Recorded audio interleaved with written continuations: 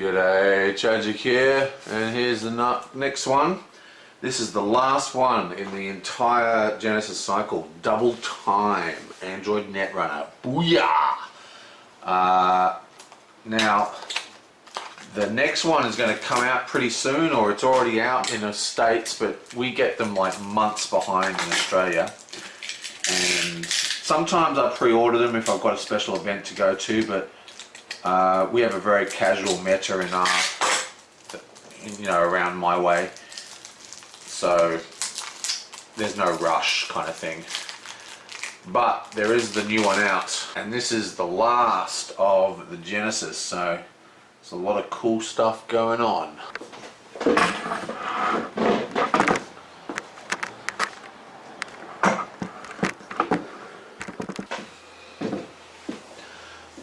Okay, so here we have Singularity for the first card. What is it?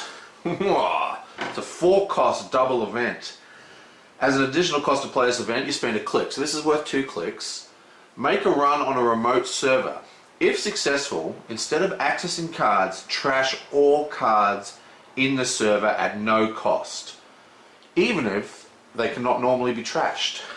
Well, like I said before in my last video, I don't know if you saw it, trashing is becoming a much bigger system at the moment. That's why the Wizard is starting to really come into his own, because there's so many high value assets, and corporations are starting to realize that if you put, like a 5-cost asset, like a 5-cost asset to trash, 5-cost to trash asset, you just leave it out there and you don't even put ice on it, you don't worry about it, because even if they use a click to run it and use a click to trash it, you're taking a click from them, which is the best resource, and you're taking like 5 credits from them, which is huge. Huge. But this is using 2 clicks and 4 credits. 4 credits can trash almost every single thing in a server already, And that's like 5 is pretty much the highest trashable asset that I know of. There might be a 6 coming or more expensive one coming, but for 4 credits and 2 clicks, I just can't see the value in this. If they have a server that's got heaps of upgrades inside it, then yeah.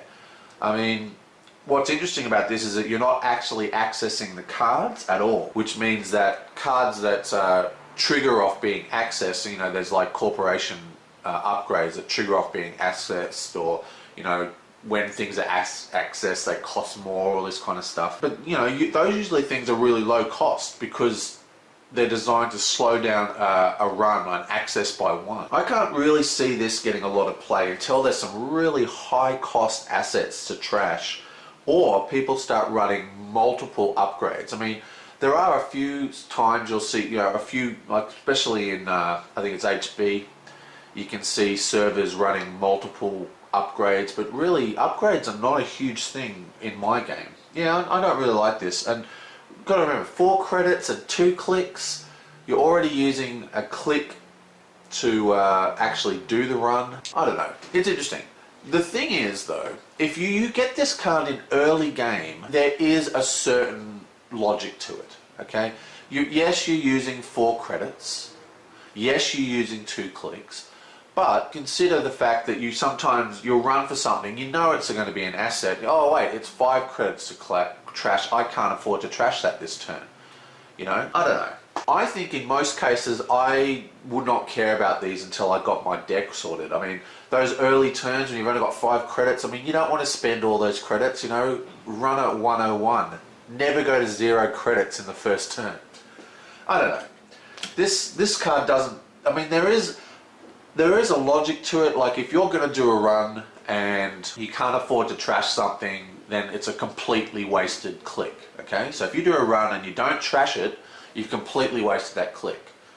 But to use this, you need to know what it is in the first place. You need to know that it's an asset, so you've probably either exposed it or do a run beforehand, or you've just made a good guess. I don't know. And if you know what it is, why wouldn't you just, take 1 click to take an extra credit?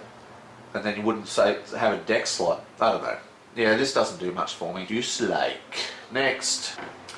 Queen's Gambit. Double. Okay, it's another double. Place up to 3 advancement tokens on an unres card in a remote server. Gain 2 credits for each advancement token placed. You cannot access that card this turn. This is actually quite an interesting card. I like this card. I like what this card is doing, but I don't think I would ever run it. Basically, when you're playing against Jinteki or Wayland, or cards that have kind of annoying traps in it, like decks that have traps in them, often you'll end up with a server that you're never going to run that server. You've decided it's a waste of time, it's a trap or whatever, and the corporation doesn't usually pull it out because they're usually waiting for something they can do with those things. But with Queen's Gambit, you can just pile some credits on, get some nice credits. So you basically get 6 credits, but the bad side is if you do it on the wrong thing, then they're going to be able to just score an agenda, because you can't actually steal the agenda the same turn you place it, which makes this card a lot less powerful than it really could be. Also, if you happen to place it upon that new Jinteki guy, you've given them 3 advancement tokens for, traps or agendas, it doesn't matter which.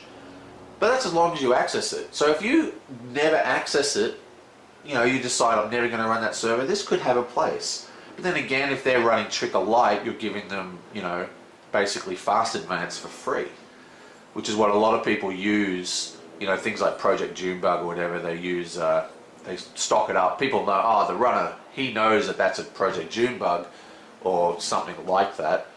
They never run that, but the clicks and the credits aren't wasted because they can use Trick or Light to move those advancement tokens to actual agendas in a fast advance. Still, I don't know. The question is runner economy so bad that you need to risk giving agenda counters to the corporation? And I really don't think it is. Like I said, I like the idea of this card. I think it's a very cool idea, but I don't know. I might run this for a while and just see how it goes, but I really think giving the corporation agenda counters is just a little bit risky, especially when fast advances are such a popular thing right now.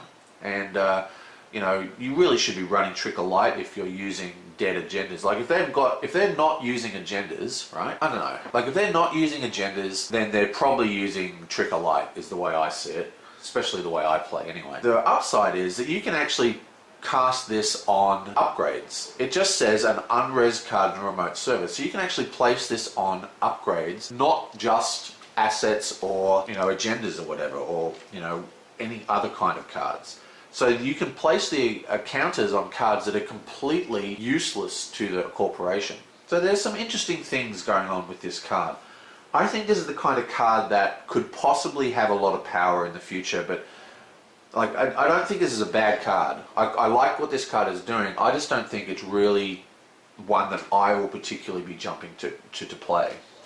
Because I do really like the idea of putting agenda counters on a completely benign upgrade that's completely useless to the corporation, except of course for Trick or Light. Anyway, Queen's Gambit, interesting card. Ooh, another console for Anarch. That's always good. It's a Dyson Fractal Generator. Okay, 1 credit for using fractors. Fractor is a type of icebreaker, I take it. Well, I'll have to... I really don't know. I mean, it's a 1-cost hardware. It's not a console, actually. I beg your pardon. It's a 1-cost hardware. If you're running fractors, why would you not run this? But then again, why would you not use... Cyber Feeder. I think Cyber Feeder is only 1 credit, isn't it? And that does the same thing. Except you can use it for all icebreakers. I don't know. This doesn't really do much for me. Okay, so we have one with Gabriel. 1 credit. Use this to pay for using killers. Now this makes more sense. It's an out of faction because the Cyber Feeders is in Anarch, so why wouldn't you use Cyber Feeders? But this guy is in, it's also a stealth card. Is that other one a stealth card? I didn't notice that. Yeah, it is. This is a stealth card as well. Interesting. Yeah, but this is an out of faction one. This makes a lot more sense to me. I like this. I really am not 100%, I can't remember off the top of my head what all the different killer ices are, so it's pretty hard for me to judge it. Okay, so what have you got here? Oh, another fairy. You cannot use fairy more than once each turn. 2 credits. Install a program from your grip paying the install cost. What? Wow, that's amazingly good. Wow, this is awesome. Okay, so what is this? What is this, you're wondering? This is a card which is basically for, you know, Swiss Army decks. Okay, like a Swiss Army deck is a deck that builds the deck as it does the runs. Started coming up, I think Self-Modifying Code was the card that allows you to trash and pull things out. Basically, the idea is that you do a run, they resonate, and you go, oh, it's a code gate, is it? I'll just go and fetch one from my deck and just put it on the table during the run, because trash effects or pay effects like this one, 2 credits, don't use a click. There's no click involved, so they can actually do it mid-run. So with this on the table, as long as you've got everything in your hand, you can do runs inside, you can do runs and pull out the icebreakers you need inside the run. Obviously there's a 2 credit tax on it and you can only do it once, but often the corporation is going to be thinking, well, they've got no icebreakers, I'll just run, I'll just res, beg pardon. And you go, well, actually I do have icebreakers, I've got a whole heap. Oh, you've res that one, have you? Bang, here you go, I've fixed it, I've gotten past it. And you know, this might cause them to make errors in their money allocation because they're so certain you've got no icebreakers. Woohoo, I'm going to be able to stop you getting in. Spent their money, you can attack a different server. Very cool card. The 2 credit tax is not really that much, especially when you're considering Katie and, you know, all the craziness that goes on in Criminal. This is an expensive card though. It's 3 influence, so we might not be seeing this in many other types of decks. And the actual Swiss Army deck that I know of is a Shaper deck. There's not a lot of room influence-wise in that deck, so interesting card. The only downside really is that it comes out of your hand, which means you need to have the icebreakers in your actual hand, not in your deck, so it comes straight out of your grip. Okay, what else have we got here? The Fall Guy. Prevent another installed resource from being trashed. Gain 2 credits. Okay, so what have we got here? This is interesting. This is a nice dual use card. I like dual use cards. I like the fact that you can get 2 credits for it. So you basically, for 1 click, you get 2 credits. So that's a credit gain. What also I like about this is that it has a prevent another installed resource from being trashed. Now, Criminal is pretty heavy with the whole I'm going to get tagged stuff. You know, Criminals get tagged a lot more than a lot of other factions, I've noticed. I don't play Criminals myself because I think Gabriel and Desperado, and there's another way you can get a click every time you do a successful run, so you can end up getting like almost 5 clicks a run or something. And whatever. I don't like Criminals. I hate playing. As a corporation, I hate playing versus the criminal, so I don't play Criminal. That's the way it goes. But anyway, there are some actually quite interesting trash effect resources now that you trash and something cool happens. And this card, a lot of people look at it and go, well, you know, it's obviously about protecting yourself from the corporation trashing your cards through being tagged. But I think the real power in this card is for these powerful trash effect resources to be triggered without trashing them.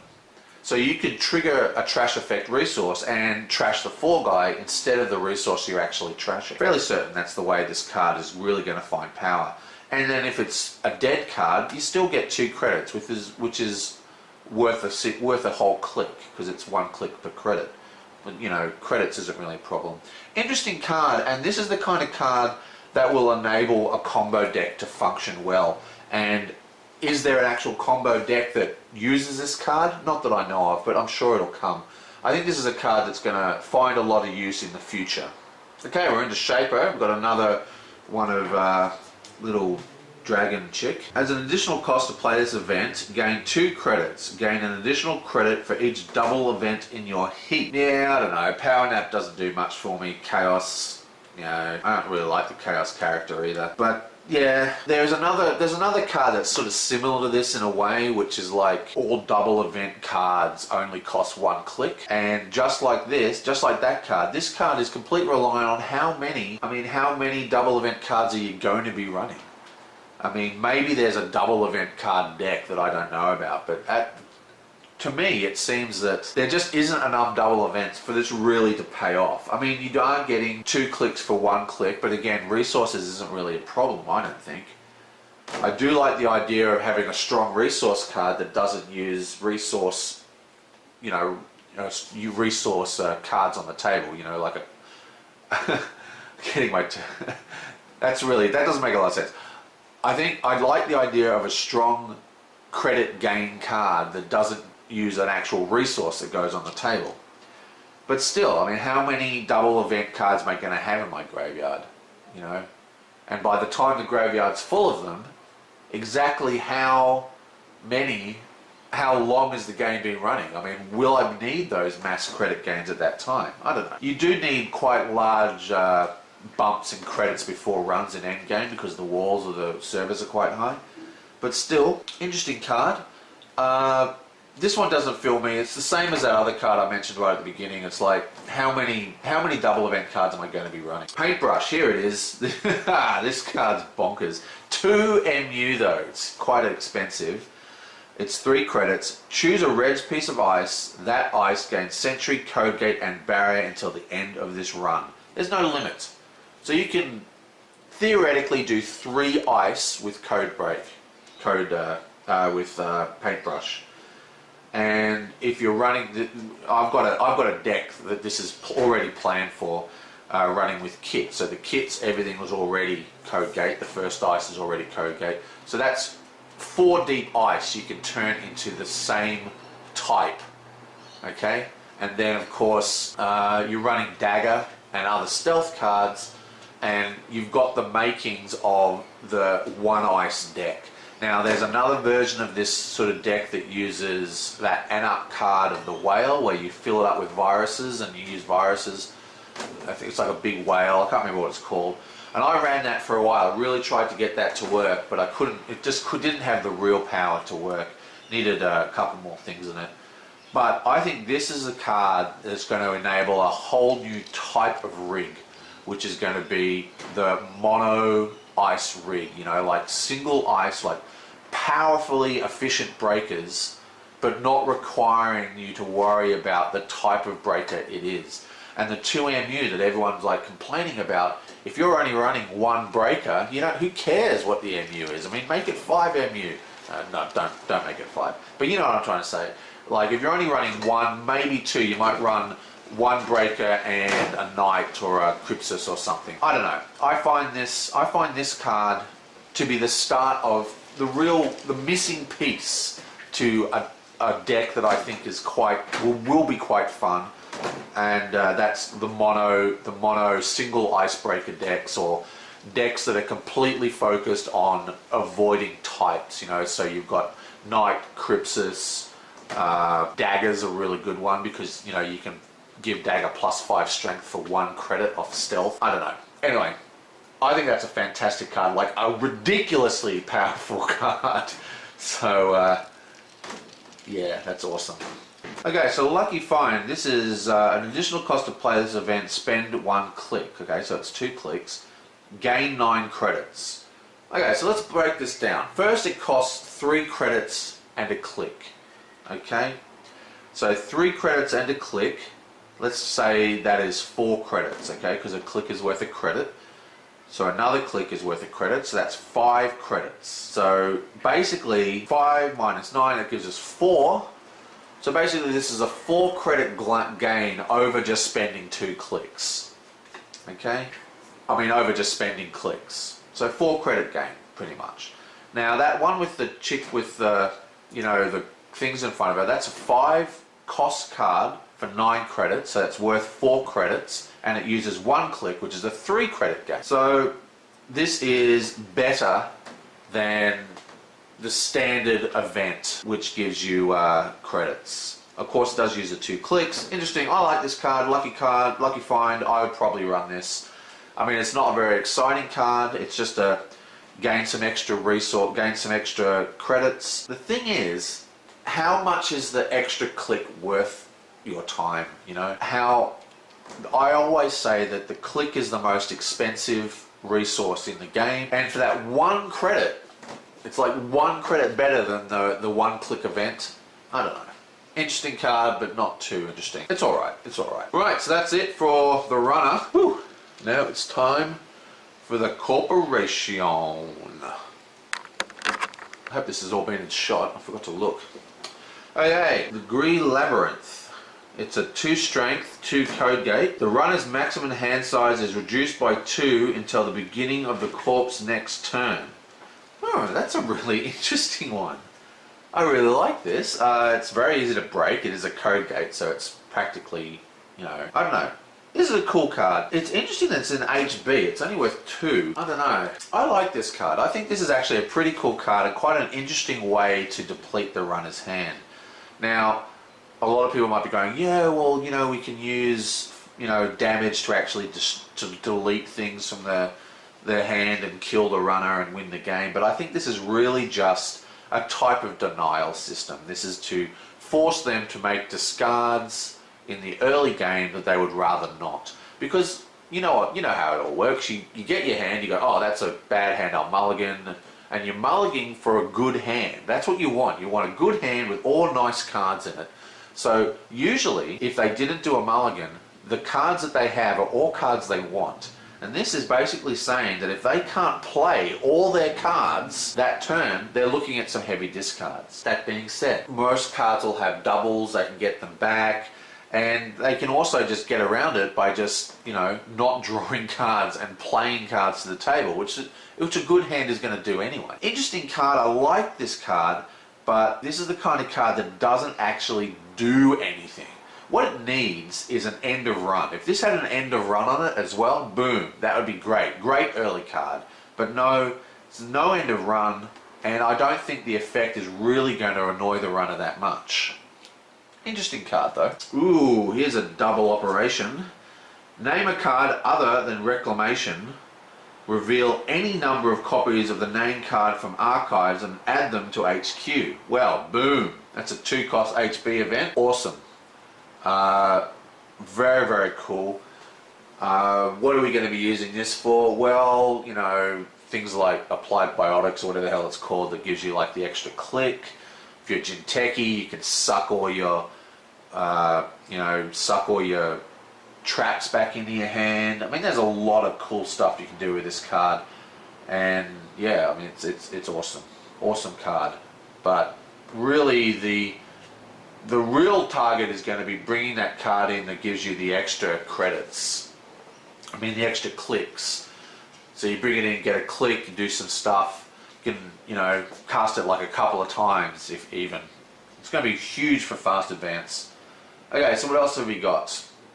Broadcast Square. Here's a 5 trash asset. This is the kind of asset I was telling you about. Whenever you're about to take at least 1 bad publicity, trace 3. If successful, avoid taking the bad publicity. Interesting card.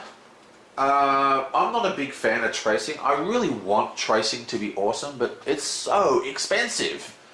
I mean, you can't keep up with the runner's economy. You can't out-trace. I mean, like, trace 3? Nah. The traces should start at like 7. I don't know. Interesting card. I tend to never get bad publicity. I'm not a big fan of it. There is some more things that trigger off bad publicity. The interesting thing is that this is a 3 influence card. Wow, it's windy outside. 3 influence card, and because it's a 3 influence, it's like, the decks that have all the bad publicity are usually not Broadcast Square. Of course, this does combo with Matrix Analyzer, but then you're paying so much. I don't know. Interesting card. Probably not going to see much in my play, but it is worth 5 credits and a click to trash if they feel like it. Okay, Corporate Shuffle. Well, here's another one. This is a double event. Shuffle all cards in HQ into R&D and then draw 5 cards. Interesting. Interesting. We've all had situations where our hand has been absolutely full of stuff we don't want the runner to get and no way to protect it. So yeah, these cards on the surface seem good. But to me, the corporation doesn't want to draw cards. You know what I mean? Like, I mean, you can draw on the first click is okay-ish. But the thing is, if you draw a card, you want to play it. If you draw a card and it's an agenda and you can't play it, it becomes a large risk. More than if it's in the R&D, because you're usually protecting that. The point is, when you draw a card, you lose all control over what's going to be in your hand. And your hand is one of the prime places you want to force the runner to go. This is an interesting card. It uses 2 clicks and you get a whole new hand and you have no idea what's in it. You could get an immeasurably worse hand, you could get like a way better hand, you could shuffle all your agendas in, get all your agendas back. Interesting card, but it's a little too random for my tastes. I prefer the slow control of bringing cards in slowly with enough time using those 3 clicks to do something with them. I don't know, interesting. What is interesting, the most interesting about this card is that you don't have to use it when you've got a full hand. You could use this card, because drawing cards is quite expensive, you could use this card when you only have 1 card and you still draw 5. And there it's making a lot more sense to me than rather than an emergency way to remove things from your hand. You use it as a mass card draw. But then again, then there's, in the same faction, this is a 2 influence, in the same faction we have breaking news or whatever it is, which is like draw 3 cards, which is, you know, pretty much as good, but doesn't use 2 clicks. I don't know. Not too impressed with that one either. Whoop.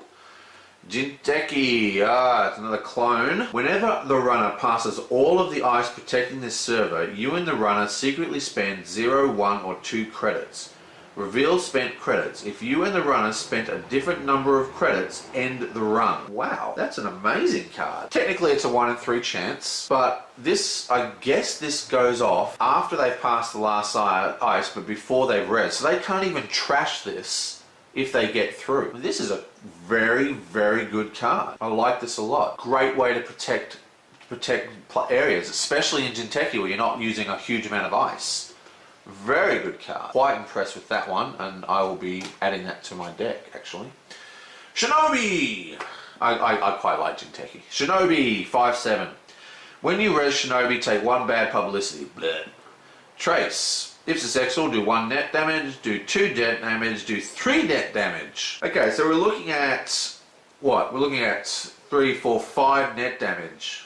No, 6 net damage. So Shinobi will kill the runner if he doesn't avoid the traces, but the traces are so weak. Trace 1, 2 and 3, and Jinteki hasn't got a lot of money to begin with, and we're looking at 3 influence. So the real, where you really want this guy is in like NBN or something. Interesting, interesting. Bad publicity there.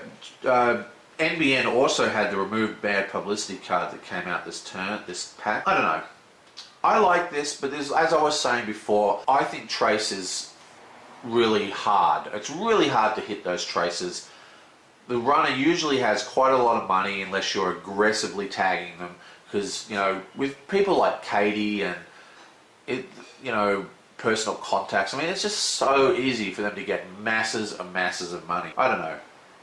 This is the kind of card that when it goes off, you're like very pleased, but you got to remember, you can think of Shinobi as a tax. You don't have to think of this as a kill condition. You can just think of it as a heavy tax. So it's got trace 3, 2 and 1. So without spending a single credit, they have to spend 5 credits to break it, which is probably going to be cheaper than breaking it. What is it? It's a Sentry, so it might be cheaper than breaking it with their icebreaker, depending on the icebreaker they use. But still, so you're taxing them 5 credits per run, and that's actually pretty cool. And if you feel like it, you can tax them more. And I think that is actually a much better way to think about this card, rather than thinking about it as, oh, I'm going to kill them, they're going to get massive brain damage. No. Think about it as a tax. You're just taxing them credits and keeping their economy lower. And now suddenly, thinking about the card that way, suddenly this card is a lot better in my eyes. Interesting card. I like it.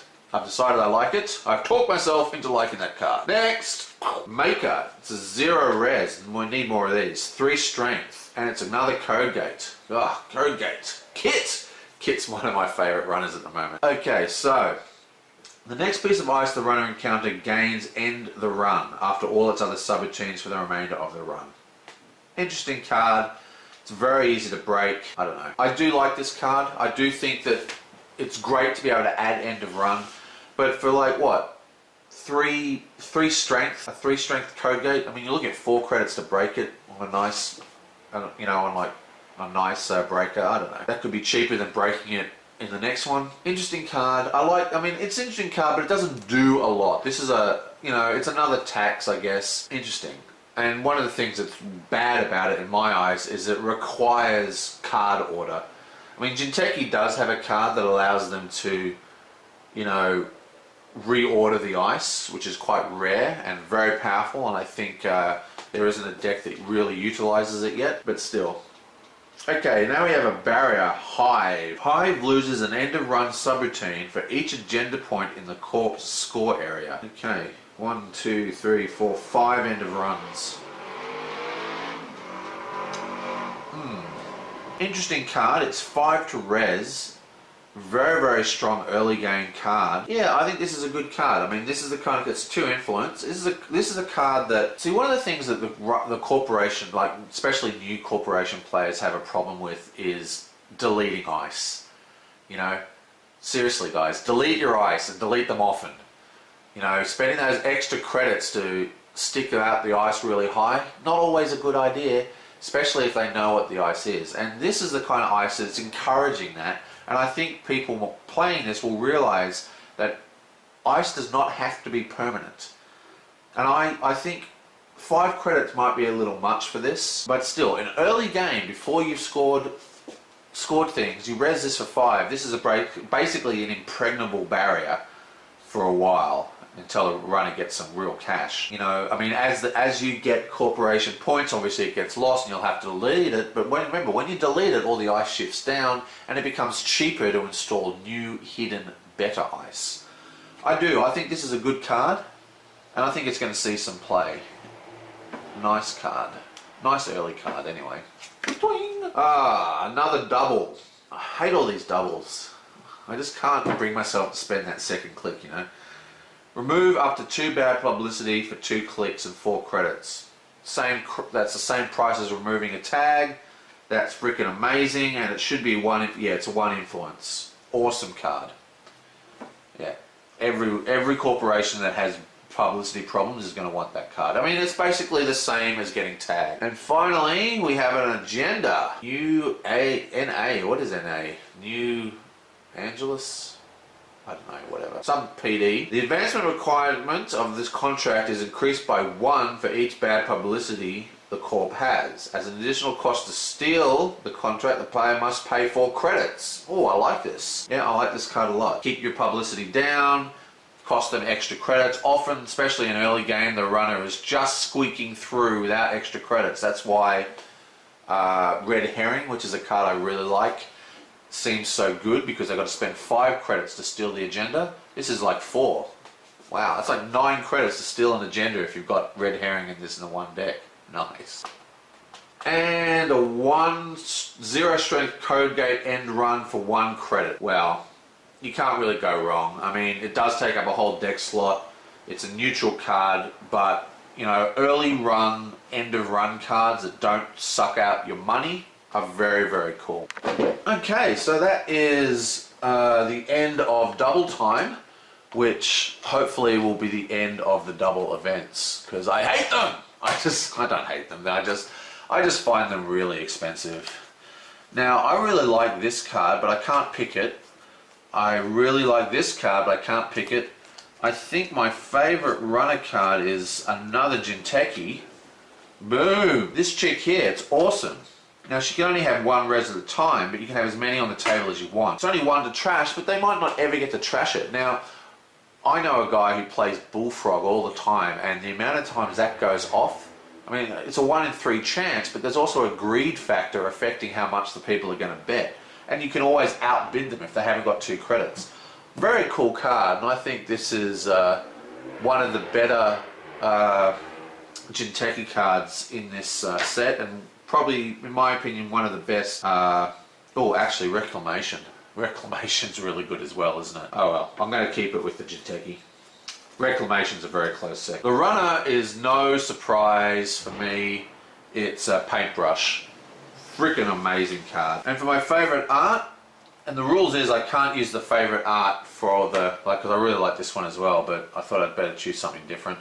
I'm going to choose Soul Fairy for the runner. For the corporation, you know, I'm not really taken with any of the corporation art in this pack, to be honest. Best art of the pack. Oh, it's a big meh all round for the art for the corporation. Oh well, I'm going to take the honeycomb because I like bees. Okay, so, well, that's it. That's the end of the Genesis cycle. Now, boom.